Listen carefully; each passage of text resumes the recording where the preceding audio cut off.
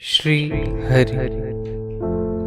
यह प्रवचन सेठ जी के द्वारा श्री घनश्याम दास जी के मकान पर दिनांक 23 दिसंबर 1956 दिन में 2:30 बजे दिया गया। पैड संख्या 28, प्रवचन संख्या 39। विषय: कोई मरता होवे तो सत्संग छोड़कर भी वहां भगवान नाम सुनाने के लिए जाना चाहिए। मैं 3 बातें सबसे ज्यादा दामी समझता हूँ। 1. खुद भजन ध्यान करना और निरंतर करना। 2. दूसरों में भजन ध्यान का प्रचार करना। 3. निष्काम भाव से सेवा करनी।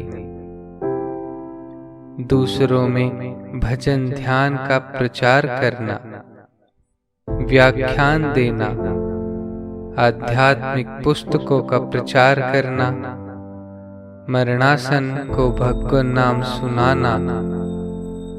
मरने के समय भगवान नाम सुनाने वाला काम सबसे ज्यादा विशेष है। यह 1 नंबर का काम है। उससे अपनी तुरंत मुक्ति हो जाती है। उसी में दूसरों में भजन ध्यान का प्रचार करना, मेरी कही हुई और स्वामी जी की कही हुई सत्संग की बातें दूसरों को सुनानी, यह 2 नंबर का काम है। आध्यात्मिक पुस्तकों का प्रचार करना, यह 3 नंबर का काम है। कोई मरता होवे तो मैं सत्संग छोड़कर भी वहां भगवान नाम सुनाने के लिए चला जाऊं। ये तीनों चीजें प्रचार के अंतर्गत हैं। गीता का प्रचार करना, मृतक के पास भगवान नाम सुनाना, सत्संग, स्वाध्याय, ये सब प्रचार में है। खुद भजन ध्यान करना, निरंतर करना। भजन ध्यान करने वाली बात व्यक्तिगत बात है, केवल अपने से संबंधित है। निष्काम भाव से सेवा करनी, एक लौकिक दूसरी पारलौकिक, दोनों ही। लौकिक सेवा शरीर से, रुपयों से या वस्तु आदि से सेवा करने, जिस सेवा से सेवा प्राप्त करने वाले को इस लोक में सुख मिले। पारलौकिक सेवा, जिस सेवा से सेवा प्राप्त करने वाले को पारमार्थिक विषय का लाभ मिले। सेवा में निष्काम भाव जुड़ जावे तो कर्ता की मुक्ति हो जावे। सांसारिक सेवा भी निष्काम भाव से करे तो मुक्तिदायक है। ध्यानात् कर्म फल त्यागः, कर्ता का निष्काम भाव होना चाहिए। सांसारिक सेवा निष्काम भाव से हो तो वह सकाम ध्यान से श्रेष्ठ है। भाव के कारण इतना फर्क है, यह सिद्धांत की बात बतलाई गई है। मैं एक बात यह कहता हूँ कि घनश्याम दास चालान बीमार चल रहा है। भाई जी बीमार चल रहे हैं। मैं बीमार तो नहीं हूं, किंतु शरीर का क्या भरोसा है। हमारी अवस्था की तरफ ख्याल किया जावे तो हमको भी विदा होना ही है। पीछे जितने आदमी बचे उनमें ज्यादा उम्र वाले ही अधिक हैं, कम उम्र वाले उतने नहीं हैं। संस्था की रक्षा की जिस प्रकार हमारी इच्छा रहती है, उससे ज्यादा विचार वाले आदमी संस्था में चाहते हैं। हम लोगों को चेष्टा तो रखनी चाहिए। इस समय जितने आदमी बैठे हैं उनके मन में यह बात आ जावे कि गीता प्रेस संस्था चलानी है तो स्वयं के निजी काम की अपेक्षा इस काम को ज्यादा महत्व देवे। इसकी चीज को निजी काम में लाने को ग्रहण काल के दाने के समान समझना चाहिए। सूर्य ग्रहण, चंद्र ग्रहण के समय अन्नदान करने का बहुत महत्व है, परंतु उस अन्न को लेने वाले को उसे पचाने के लिए बहुत जप तप करना आवश्यक होता है। यह विचार पहले के जमाने में बहुत ज्यादा था, आजकल बहुत कम रह गया है। अच्छी संस्था में परिश्रम करना बहुत अच्छा है। कोई आदमी इस संस्था से काम करने के लिए तनख्वाह लेकर भी परमात्मा की प्राप्ति का लाभ कर सकता है। दूसरा आदमी तनख्वाह नहीं लेकर भी उतना लाभ नहीं उठा सकता है। मैं बांकुड़ा रहकर महाभारत आदि का काम करता हूँ और गीता प्रेस में तार, टेलीग्राफ वगैरह देता हूँ। उसका पैसा ले लेऊं तो हर्ज की बात नहीं है, किंतु गीता प्रेस का बहुत ही कम कीमत का भी कोई सामान लेकर अपने काम में लेऊं तो वह ठीक नहीं है। इस मकान का किराया घनश्याम आदि हम लोगों से कम लेते हैं। वे यदि किराया ज्यादा लें तो आपत्ति नहीं है, किंतु गीता प्रेस के आदमी से निजी काम लेवे तो वह ठीक नहीं है। गीता प्रेस के आदमी से काम करावे तो उसको पारिश्रमिक दे देवे, किंतु वह भी 2 नंबर की बात है, 1 नंबर नहीं है। उससे काम नहीं लेना 1 नंबर है। 1 नंबर का काम रहने से परहेज ज्यादा रहेगा, 2 नंबर रहने से परहेज कम हो जाता है। मान लो यहाँ से कुछ आदमी प्रेस के काम के लिए बांकुड़ा ले गए। वह खर्चा यहाँ के खाते में लिखने में आपत्ति नहीं है, किंतु उनसे हमारा निजी काम करावें तो उचित नहीं है। व्यवहार में इस विषय में सबको सुधार करना चाहिए। मैं तो यहाँ तक पाप समझता हूँ कि मान लो कि मुझे मोटर कार की आवश्यकता पड़ी और घनश्याम के नाम से सब चीजें हैं, किंतु यदि पता गीता प्रेस का लिखवा देवे तो उचित नहीं है। कारण क्या है? यह प्रभाव क्यों डाला कि मैं गीता प्रेस का प्रेसिडेंट हूँ, निजी काम के लिए नहीं। वहां तो जयदयाल गोयंदका का बांकुड़ा में दुकान है। लादूराम जी पहले प्रेस में काम करते थे, किंतु चीनी, शक्कर आदि का काम व्यक्तिगत करते थे तो हम लोगों को भारी लगता था। अब भाई जी के जवाई करे तो अनुचित है।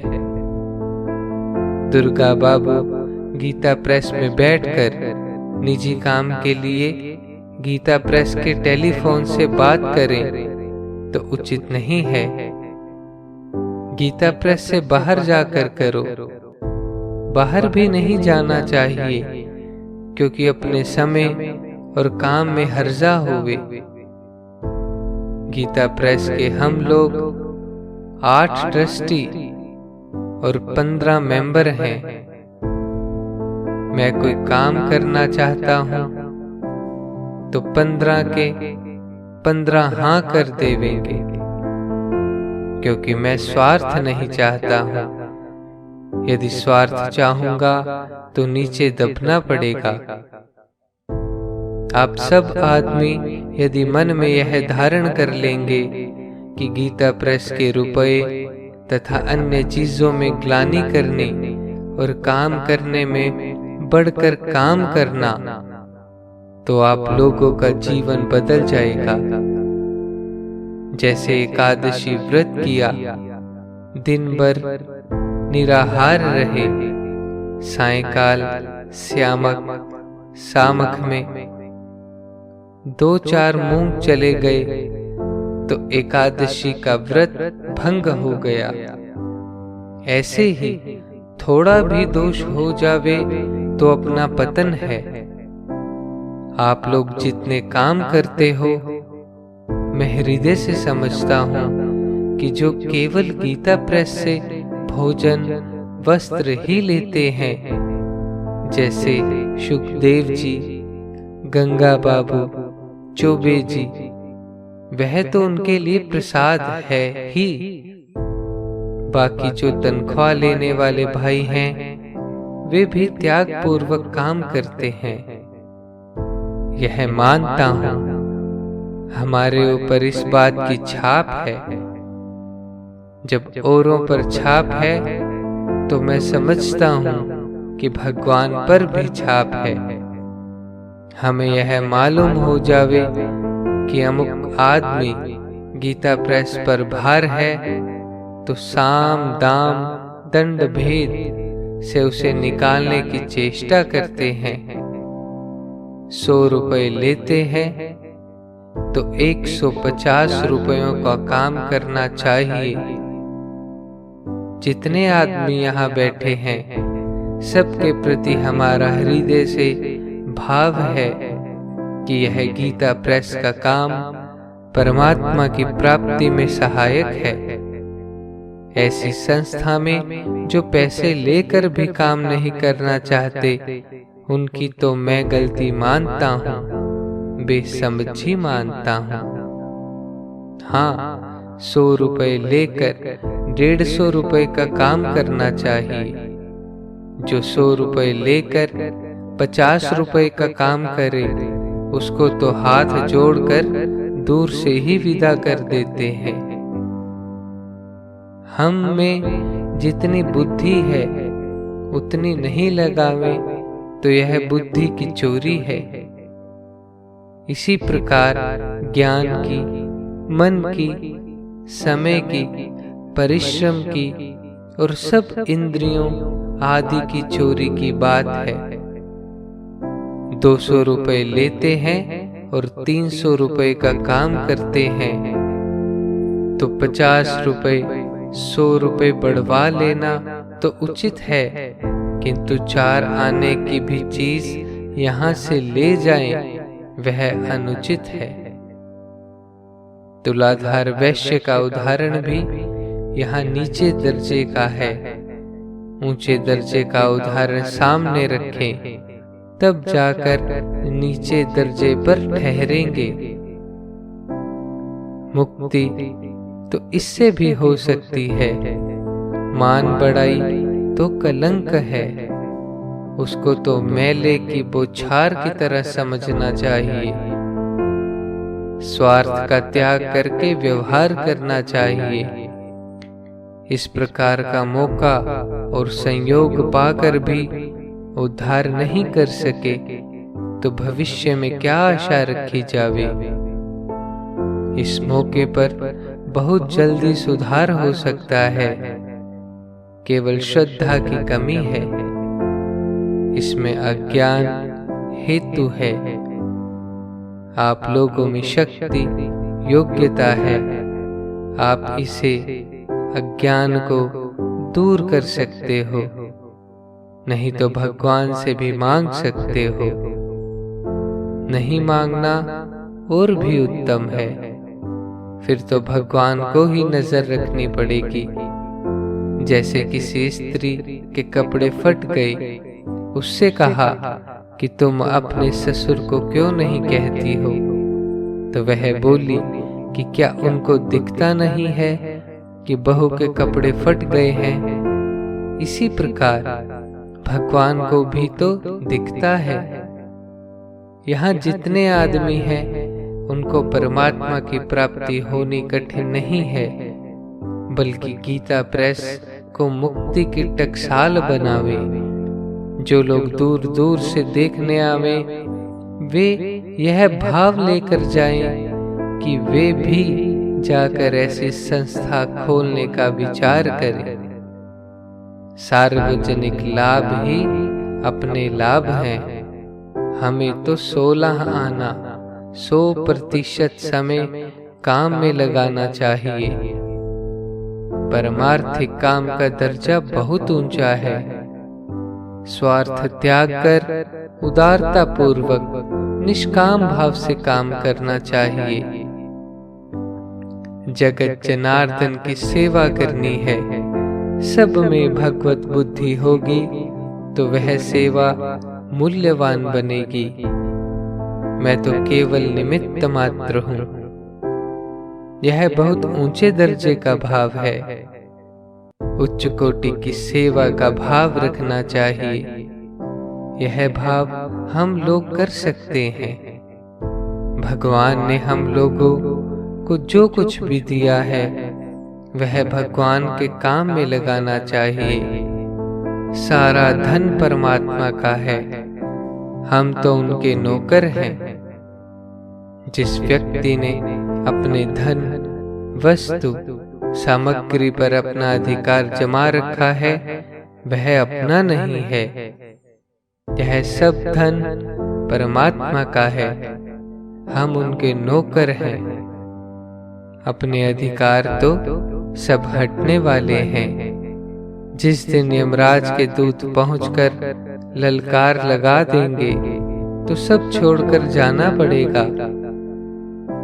मैं आपकी और आप मेरी मदद करें तो यह परस्पर ज्ञान बढ़ाने की बात है। यहाँ काम करने की बात है। फल एक ही है। यह भक्ति सहित कर्म योग है। यह बहुत बढ़िया मार्ग है।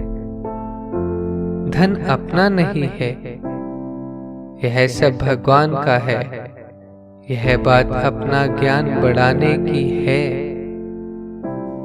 यहाँ पर बात निष्काम भाव से सेवा करने की है। यह खास बात है। इस बात का गीता जी में भगवान ने अर्जुन को उपदेश दिया है। भगवान ने इसी का उपदेश गीता जी के अंत में अर्जुन को दिया है। गीता जी के 18वें अध्याय का 56 श्लोक, यह कानून सबके लिए। 18वें अध्याय का 57, 58 और 59 श्लोक, यह कानून अर्जुन के लिए। भगवान का सिद्धांत बड़े ऊंचे दर्जे का है। परमात्मा की प्राप्ति कोई कठिन चीज नहीं है और इससे बढ़कर भी कोई चीज नहीं है। वह इस समय हो सकती है। कर्मयोग भक्ति योग से हो सकती है। दोनों मिल जावे तो और भी जल्दी हो सकती है। मन में निराशा नहीं लानी चाहिए। शंका की बात ही क्या है। यह सब साधन मौजूद हैं। गीता के 18वें अध्याय के 56 श्लोक में आया, सर्व कर्माण्यपि सदा कुर्वाणो मद्व्यपाश्च मत्प्रसादादवाप्नोति शाश्वतम पद्मव्ययम्।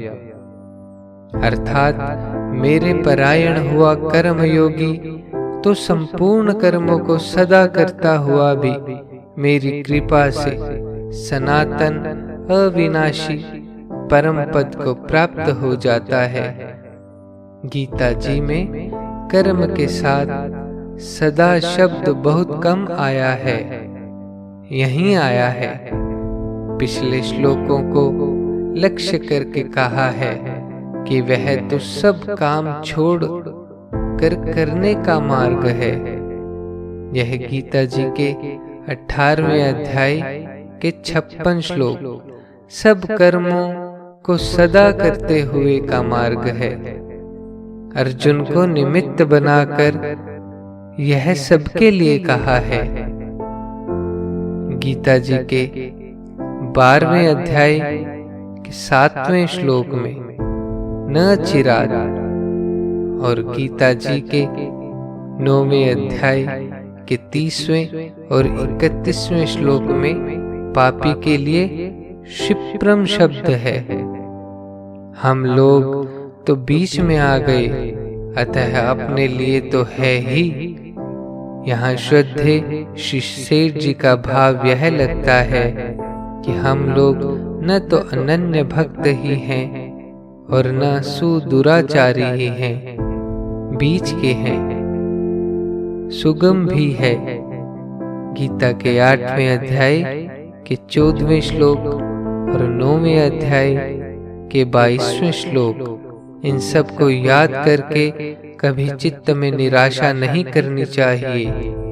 मान लो कि हम गौशाला में गए, गायों का काम संभालने के लिए गए, मोटर में गए और मोटर में आए, वहां रोटी खाई, अपना कोई अन्य काम नहीं था, उसमें नीति से विचार करने की आवश्यकता नहीं है। फिर भी वहां का जो खर्चा लगा उसके पैसे देने का विचार अच्छा है।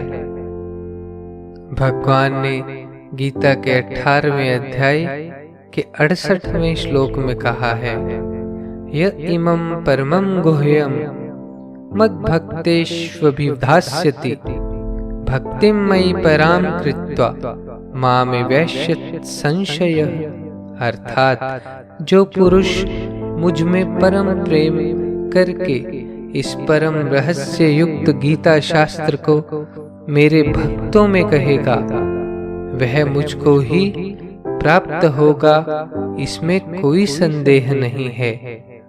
गीता के 18वें अध्याय के 59वें श्लोक में आया, न च तस्मान् मनुष्येषु कश्चिन् मे प्रियकृतम भविता न च मे तस्मात् दन्यः प्रियतरे भुवि। अर्थात उससे बढ़कर मेरा प्रिय कार्य करने वाला मनुष्यों में कोई भी नहीं है, तथा पृथ्वी भर में उससे बढ़कर मेरा प्रिय दूसरा कोई भविष्य में होगा भी नहीं। भगवान का भाव समझो, चाहे हमारा भाव समझो, उनका प्रचार करें तो उससे बढ़कर हमारा प्यारा और कोई नहीं है। हमारा, भाई जी का, भगवान का, सबका एक ही भाव है। सब भाइयों को खूब प्रचार करना चाहिए। आपको यह समझना चाहिए कि जय दयाल जी, घनश्याम दास जालान हम लोगों को मदद कर रहे हैं। गीता प्रेस की टेप निकाल कर दो तो आपत्ति नहीं है। नोट, उस जमाने में प्रवचन तवा जैसे काले, गोल, सपाट घूमने वाले टेप पर एक सुई की तरह दिखने वाले यंत्र से रिकॉर्ड किए जाते थे। खूब प्रचार होना चाहिए, यह असली सेवा है। सत्संग के अमूल्य वचन। आप लोगों को यह धारणा करनी चाहिए कि अपना कल्याण चाहे नहीं होवे, परंतु हमारे प्रयत्न से यदि किसी का भी कल्याण हो जाए तो अपना जीवन सफल हो गया। नाम जप से सबका कल्याण हो जाएगा। नाम जप में हिंसा नहीं है और यह नामी से भिन्न नहीं है। इसलिए भगवान ने गीता के 10वें अध्याय के 25वें श्लोक में जप यज्ञ को अपना स्वरूप बतलाया है।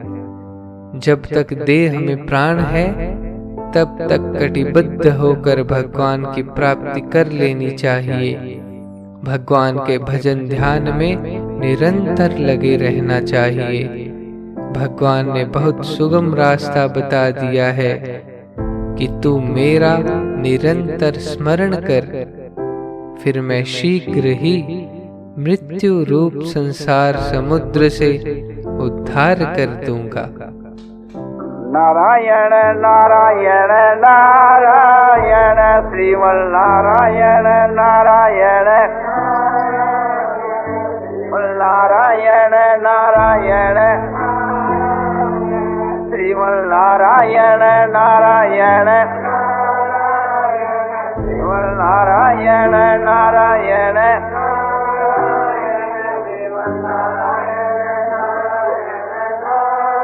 आनंदमय आनंदमय आनंदमय आनंदमय पूर्णानंद पूर्णानंद अपारानंद शांतानंद घनानंद अचलानंद ध्रुवानंद नित्यानंद बोधस्वरूपानंद ज्ञानस्वरूपानंद आनंदी आनंद आनंदी आनंद आनंदी आनंद शांति शांति शांति।